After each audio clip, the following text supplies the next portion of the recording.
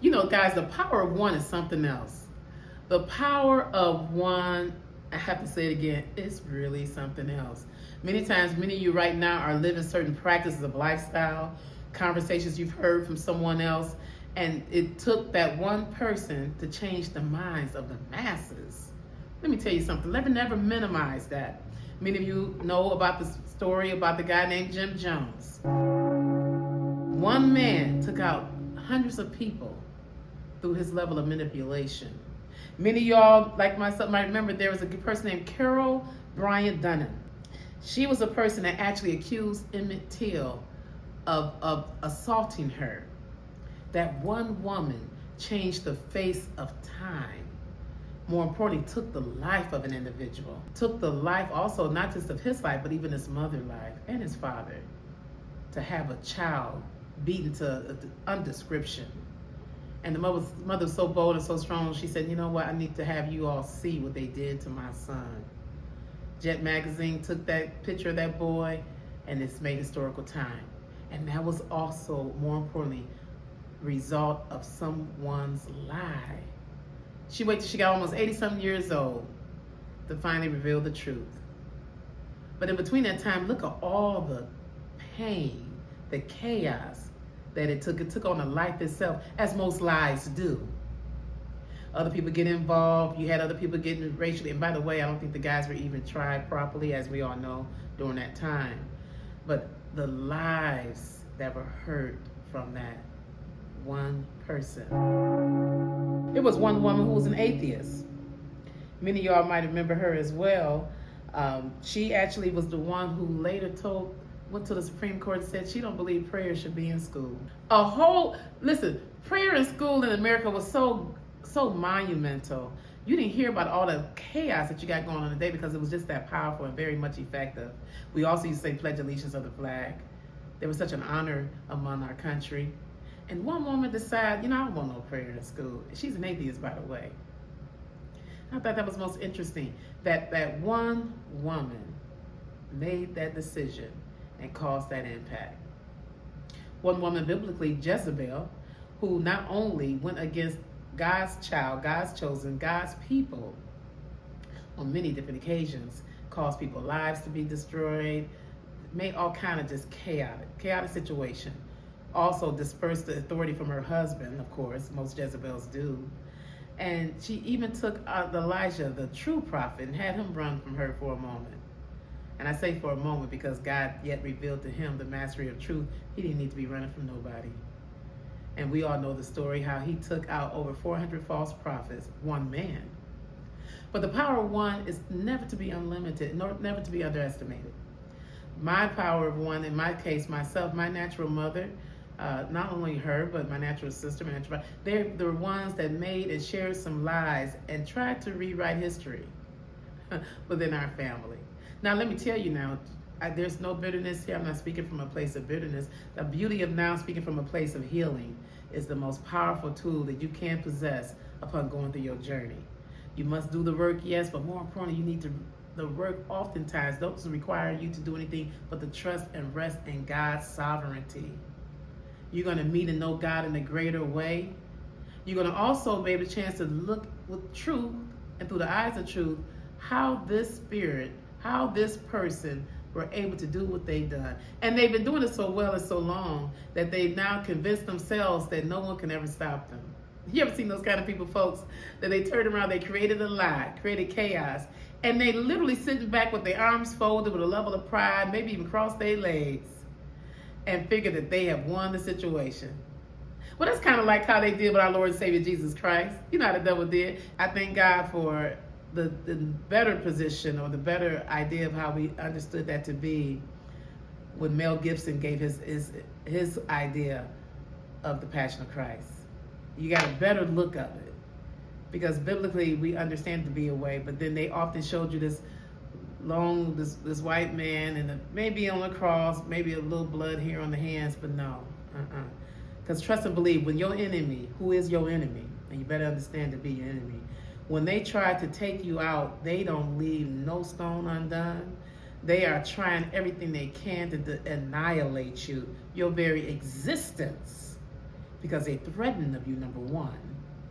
And secondly, they don't hold no bars of what and whom they used to do just that. But Jezebel got a day, and every demon and dog got a chain. And every believer must understand and know who power they operate in and whom God they serve. Let me also tell you this too, guys, that a lie can never sustain itself. Please understand, they have to continually build on it. See, when you tell the truth, truth is light. It needs no audience. It needs no authorization. Because truth is what it is. Very light. Doesn't have to do anything. It does it by itself. But a lie, oh baby, they try everything they can to annihilate and change your character. They will, in fact, of course, try to rewrite history. They even do what the OJ say, they smile it in your face. All the time, they want to take your place, the backstabbers. And what are they doing essentially? They would like to be who you are. They would like to take a position of authority because in their minds, they feel like they need to be in control. What's the person and the problem with these ones is this, most importantly.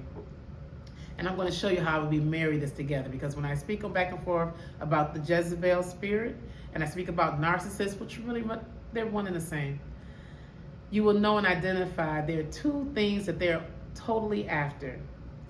One is control, to control how you see a thing, control how you understand a thing or a person. And the other is simply authority and power. They want to be looked at in such a way, they want to be praised a certain way, they want to be honored and respected a certain way without doing none of the work now. Because respect comes to whom respect deserving now, okay?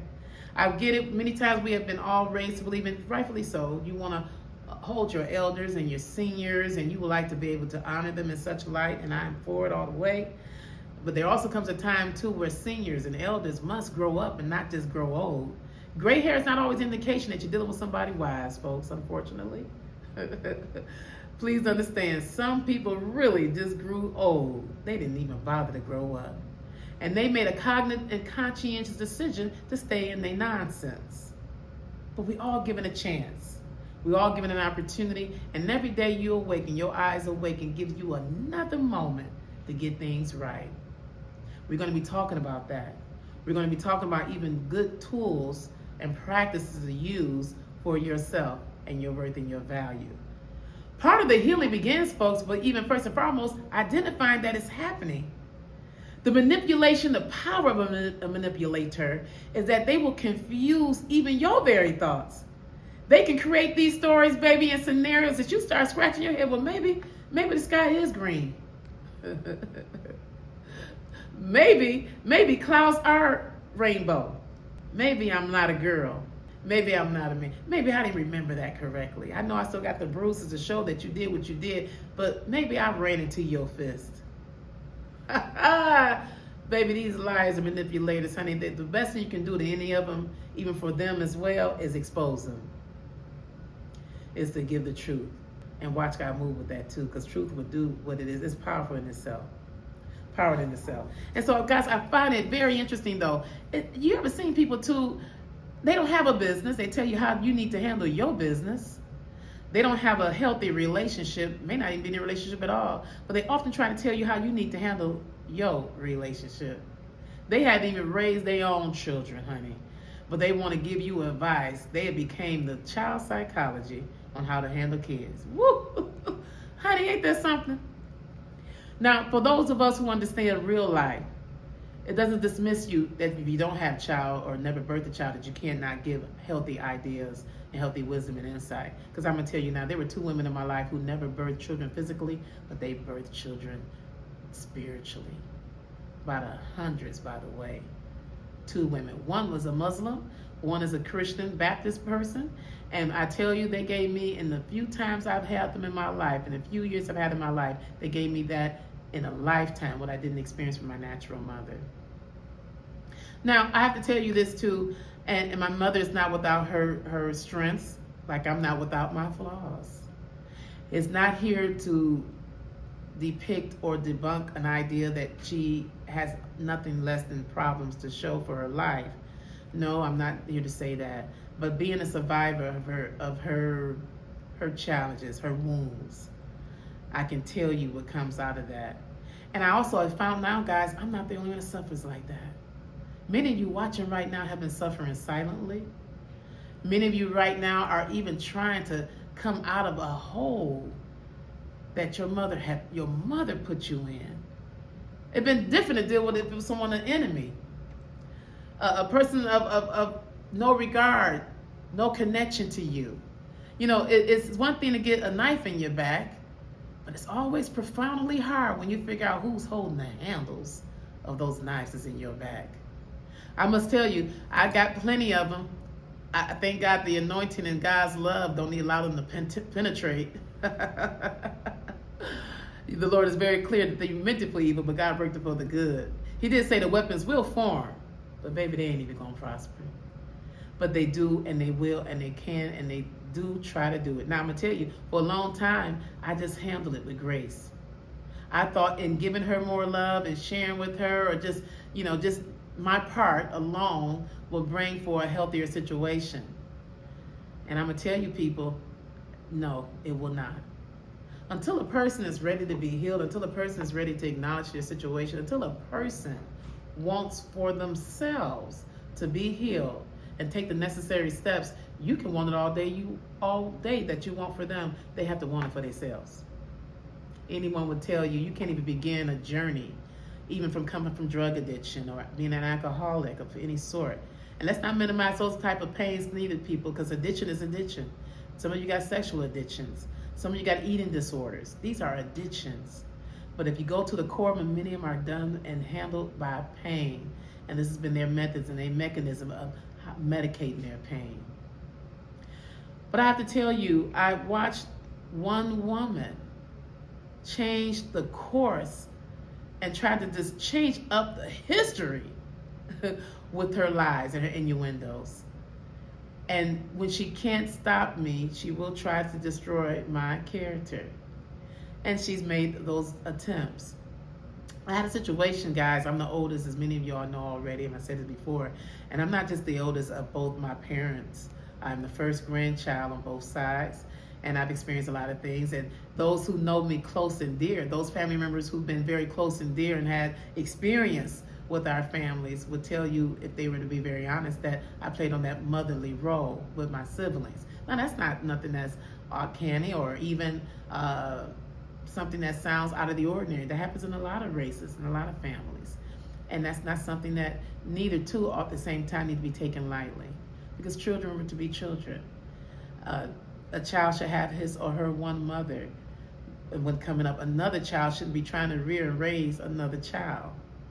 But sometimes in people's selfishness, you may say, oh, well, it's something we needed to do, it was healthy. No, mothers, you mothers that are out there, try other things first and foremost. If that's the last finale thing, that's one thing. But even in that, make it very clear to that child that you got doing those responsibilities are still reminded and loved and helped to know that they're still a child. Because you're taking a child from him or her that they deserve. You're taking it away. But let me just go back to this. I was going back to a situation where, being the first child, my father has children outside of my mom. Now, between the both of them, they've been married, as many of y'all know, for many years. He's not been without his adultery and indiscretions, nor has she. The only things that when children come, it tells you telltale signs for somebody being. But you must understand, not everybody got a child out of their affairs, but they've had some affairs. Meanwhile, my father had a couple of children. One of the children, in fact, I ended up having to take. Both her grandfather and my brother called to reach out to me. Our brother, we share together, he's the youngest. And most interesting too, many of y'all are starting to see them or see my brother on a lot of my sister's Facebook stuff now and pictures. And some of you are probably scratching your heads, family members. You're like, well, who is this? And you might have been introduced to him in the past maybe a year or two. But you can't be in this country or this world for over 30 plus years, because the baby's 35 now, 36 now. And he's been here. And he's not here by osmosis. His name's not Jesus Christ and his mother's not Mary. So the fact that they're here, you have to wonder, where was the relationship? why was he not involved in the family? Now, I've always been a disruptor.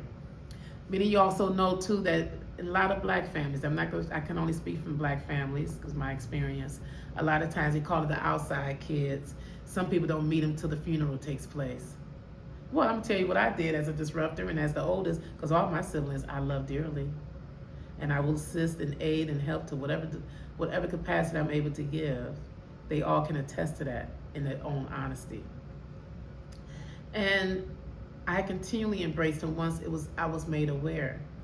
And I was made aware by both parents, for the record. For those who don't know, both my mother and father both called me. They were both on the line. My father knew too that unless my mother was on the board, I was not going to go against her in any kind of way. I too was groomed to protect her. I too always wanted to protect her. But I'm going to just say this. Fast forwarding, I continually had him in my home. For those of you all who experienced a lot of my family gatherings, which I've had throughout the years,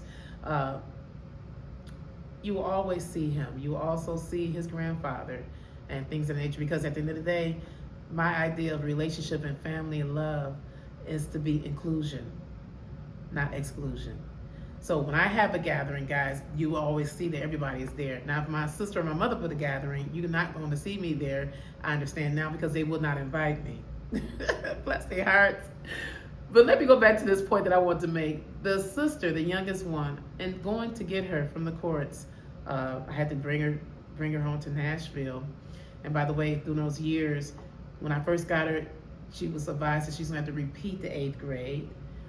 She was just shattered, because anybody knows, and not in your life, there's a hole that you can't describe. And yes, they may act out in different ways. And yes, it didn't mean that she was not without love, because her grandfather loved her incredibly, along with another woman that we so dearly call grandma helped in raising her. But at any rate, when I got her, she's now here in Tennessee. My parents are in Spring Hill. And as normal, I would normally go to her family gatherings. My mother advised that she was not welcome. So because she was not welcome, guess what? I'm not going.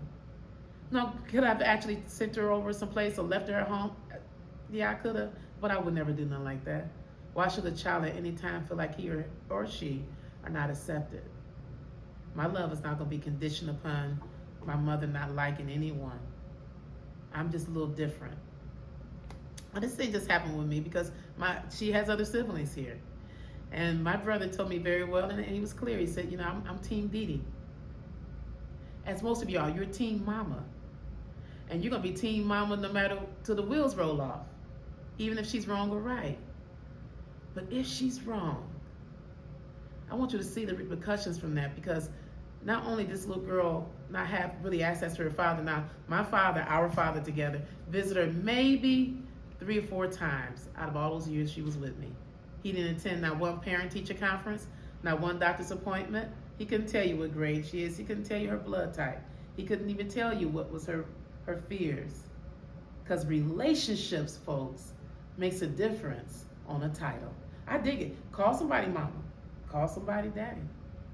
But for those of us who knows and understand the idea, what it really means to be a mama, what it really means to be a daddy, because I come through your womb, don't necessarily mean you will be the one that gives that deserving respect if you not take part in the rearing.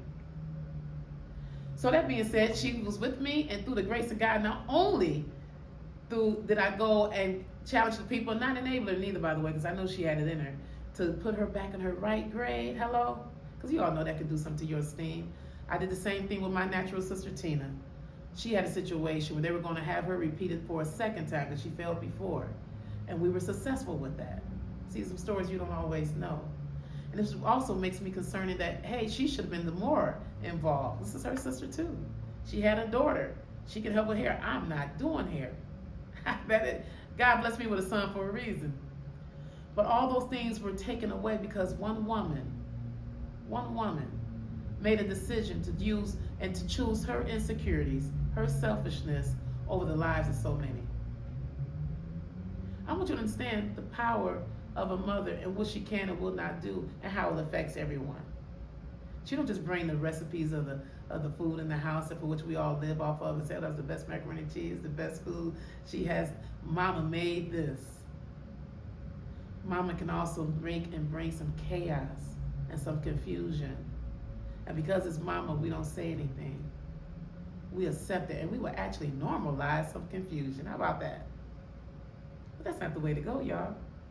Not at all. In fact, real love, true love, is not based upon anything other than just what it is. It's sacrificial in its nature. It seeks to cover. It seeks to nurture. If you should choose, and you're out here right now, many of y'all right now might be in a long-term relationship, might be in a relationship you're getting ready to get into. If he or she has children, people, that is part of them. My exes can tell you, I've had guys I've dated, and it's a deal breaker if you got a child and you're not involved in your child's life. And some of my exes would tell you, along with the children's mother, I will make sure they get Mother's Day cards. Oh yes, I'll take him to go do it too. Why? Because you just honor people, they birth your child, etc. But also, it takes a strong woman, one woman, that can make a difference and a change. For that record, I was actually told by one of the children's mother of one of the guys I dated that he wasn't this good until you came in his life. How about that? How about that? You have influenced women. You have influenced mothers. And it's okay to be, first of all, it's okay to be hurt and say I'm hurt. Because the pain is real. It's not easy for your man that you made a covenant with, go out and have other children, or go out, period, and have sex with another woman. That's not easy. I'm nowhere near minimizing that. And my father is definitely not without his faults. After you get over that, though, should you get over it, and you choose to continue to stay in a relationship, you must take on all that is involved with that, including the children. And for the record, they have absolutely nothing to do with anything. They're not the guilty parties. They didn't ask to be here. They are truly a blessing. And for the record, just to let you know, we had a great-grandmother on my mother's side. She's not our blood great-grandma. In fact, my great-grandfather never even married her. But we affectionately called her great-grandma. She ended up being a mother-like figure to our grandmother, my mother's mother. So much so that she taught her things that took her to her life.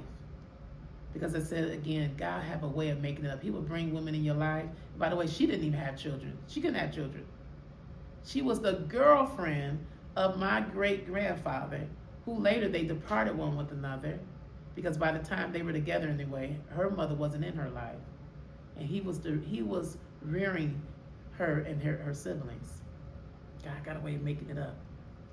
Interestingly enough, when the lady leave this earth, she left some money. Who's she leave it to? My mother, who's not blood related. What if she was took on the position to say, well, I don't want to deal with them kids. You came in this relationship with kids, that's your kids. I just want to be in a relationship with you. No, instead she embraced his kids, and then later embraced his children, his grandchildren, and even his great-grand, and left my mother some money. Ain't that some? And my mother, by the way, with that money and a nice lump sum, was able to get some things done. Even she got my sister, helped my sister with a house getting built. I'm talking about thousands of dollars, y'all. That story probably never told. They don't make the pages. Isn't that interesting how people select things they want to choose to talk about? Well, that great-grandma was not our blood related at all. And my mother definitely was not her child or grandchild at all. And she did have people that was in her bloodline of family that she could have left that money to. But she left it with her. It's such hypocrisy. Sometimes when you really watch the idea of how we think as people was good for the gain and good for the however it go, like the gain or whatever it goes. You can do it, but it can't be done when someone else does it. Wow. For the record, her grandfather, the little girl I ended up having it, we called him Granddad. And he's actually the father of the woman that my father had a child with. So she's the other woman. No blood related to any of us, but he and I was very close. He was a grandfather to me and my son. He and I was the ones that went to the parent-teacher conference for both my brother Juan and the daughter Lauren, his sister, my father's children. You looked on emergency contacts, he's on there, I'm on there, and we did the best we can with what we knew. But he was a major grandfather because the mother was back and forth in her drug addiction, and my father wasn't involved at all because my mother made a conscious decision, I guess, to him, and he went for that. Whatever his decision was made on that, they chose not to be involved. They did choose, however, she received monies from Social Security. But I want you all to be mindful, people that are out there, whether you get child support or Social Security, don't ever believe that your relationship can be replaced with money. Do you really believe a child will take a check over your presence? Do you really believe a child need a pair of shoes over your presence? Not that they don't need no shoes, they do. But do you believe that Jordans will replace you? You all got some, or matter of fact, and women, because some of you are left your man with the children. My great-grandfather was left with his children from my great-grandmother. Now that's some really stuff to hear. I want you to take that in. A woman left her kids, left the man, and she went on and started a whole new family. Oh yes. Oh yes. Women do it too. And if she believed sending them some money was going to replace her, she had a sad thing to think about as well. Every child in the world sometimes is missing a beat in their heart right now for the lack of the love and the presence of their parent. Whether they're here on earth or they left the earth. If God forbid they're here on earth and they're not invested or involved. But if they left the earth, God bless. Well, God got his way of making it up. I've had women in my life, as I mentioned earlier, from Mother Joan Evans to Mother Ruth, so many mothers. Oh my Lord, I can't even begin to talk about all of them. But when I tell you they blessed me with some good words of wisdom, they love and they hugs just took me to a whole new planet. So I'm healed in those areas. Now, does that dismiss me not having a need of my mother? Absolutely not. I love my mother. And I've always told her that, and I always wanted to make sure that her presence was necessary for me. But she made a conscientious choice that she didn't feel she needed or wanted to give it to me. As most Jezebel and narcissists do, they really want you to believe because they don't have let me say this too, for the record. Anyone dealing with a Jezebel or a narcissist mother, I want you to be very clear when I tell you this. No, they do not love you. They don't have the capacity or desire, I should say, to love you. A narcissist only loves his or herself. And they love to have you in control and conditioned upon what they want.